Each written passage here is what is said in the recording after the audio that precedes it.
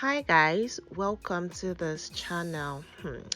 If you know Bisade, that you might know as Lagbaja. Yes, back in the day, he used to have a female singer, or I think I should just refer to her as a soloist, female soloist for Lagbaja's songs. Then you might know her for the popular song Never Far Away from one of Lagbaja's album then. Anyways, this story is basically about her. She was married, for those of you that do not know, and no, she was not married to Lagbaja. She lost her husband recently on the 23rd of August 2023. His name was Ogbaro. Yes, for those of you who do not know, her name herself, the woman, her name is Ego Iheanacho, and she was a soloist for Bisade Ologunde, that's Lagbaja. And she joined that band right after secondary school. She was with them for 12 years. Then she got married to her late husband, who died in the United States after battling some illness, undisclosed illness for a short period of time though. But before the passing of Niyi, she and the man were not together. Yeah, they were married for a while. They've been married since 2007, but they went on a break a few years ago. She had even removed the name Ogbaro from our social media platforms. She's just been going by Ego Iheanacho of recent. But this man died, and does not take away from the fact that he was a manager and the love of her life at some point. Now, like I mentioned, she joined Lagbaja's band after secondary school. So a lot of persons felt like herself and Lagbaja had a relationship, given the kind of amazing chemistry both of them exhibited and exuded in video in song music videos, and of course lyrically and all of those things. It seemed like they had a good relationship. But Niyi, in an interview that he granted alongside his wife, mentioned that himself and his wife laugh at people who assume that Lagbaja sleeps with Ego, and that himself and Lagbaja even laughs about it because nothing happened between them. Ego said Lagbaja was somebody who pushed her and just wanted the best for her, that he even encouraged her to start writing songs, but she didn't believe in herself that she could actually go that route and have songs for herself.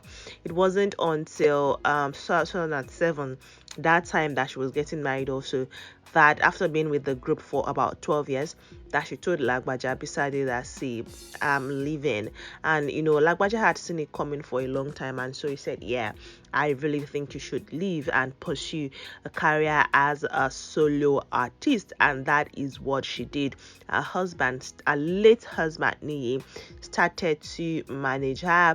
She wrote some songs, released a few albums of us by herself, trying to grow her career. But of course, yeah, she's doing very well. A lot of persons still recognize her as the lady in Lagbaja's song. Lagbaja is a masked singer. For those of you that do not know, he had this thing he used to wear on his face, and a lot of persons were trying to unveil who he is or what he looks like in reality, because that was just a way for him to protect himself and his band. But yeah, her journey to becoming one of Lagbaja's singers started after she left Ikeja High School, and she wanted to start making money. So she worked in a restaurant and realized that no, that was not for her. Then she found a job as a receptionist at a furniture company, and that made her a steady living, and she still had time to sing.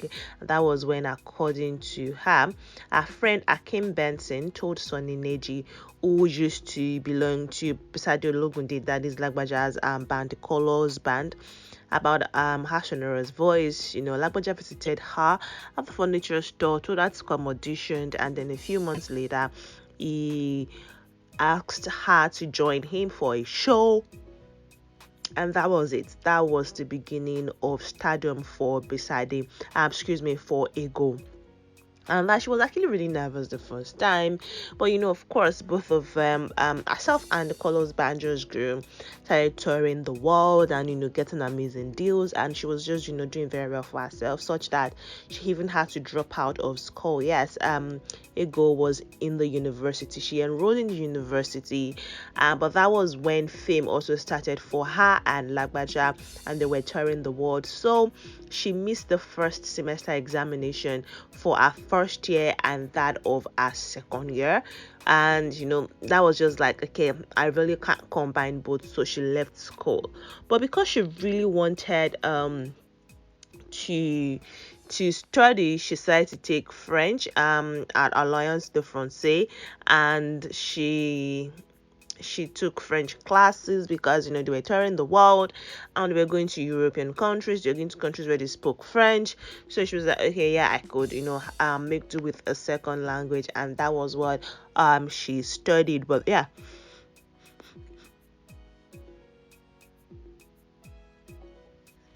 that basically was it for this woman. She was there for 7 years, more than 7 years. She was there for 12 years, and she got married back in 2006, 2007 to the late Ogbaro. And their relationship was one where they both were just willing to help the other person grow. Like I mentioned, he managed her for a while before they had frictions in their marriage.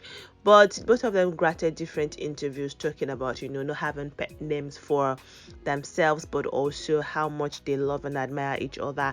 They even talked about how they got together back then, that this man was in school when he met Ego. So the communication drifted apart. She met him via a friend, and they couldn't really communicate because they were in different places, and then there was no internet, no phones, so they couldn't really talk.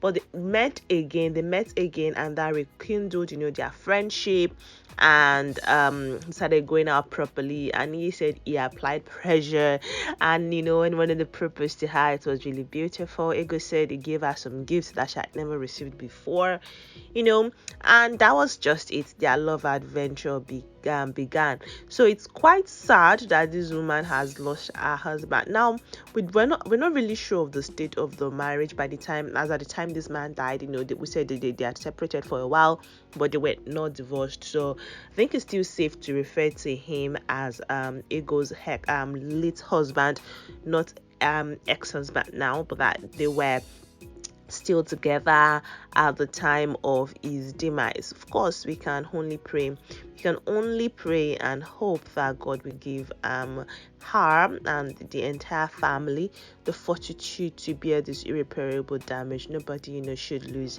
their loved one. It's always a very sad event when that happens. So we pray that they used to rest in peace. And of course that Ego is doing very well. But Lagbaja also, we should extend our condolences to him, because apparently he was very good friends with the late Ogbaro. I'd like to hear from you in the comment section. Drop your best wishes to this family, and if you're more privy to the situation of things between Ego and the late Ogbaro, you can also let us know in the comment section. Thank you so much, guys, for watching this video. I'm going to see you in the next one. Until then, take care of yourselves and bye.